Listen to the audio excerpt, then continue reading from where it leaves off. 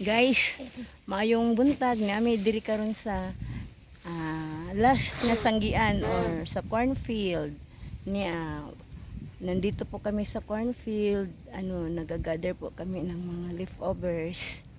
Hello po guys, magandang umaga sa mga lahat ng Pilipino kung sa iba yung mundo.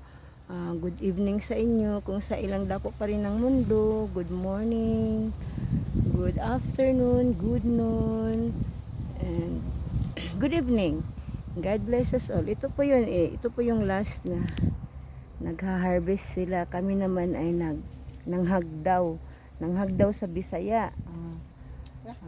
Gleaning in English. And ano ba yun sa Tagalog? Namumulot kami ng mga naiiwan. Sayang naman. So, ang ganda dito, no? Ito, mahangin. Ayan. Yun. Mainit, pero mahangin. Dito naman ay mga kasagingan. Sagingan yan dyan. So, hanggang dito lang, guys. Bye-bye and God bless us all. Ito po yung mga kasama ko, si mama at si ate ko. Bye-bye.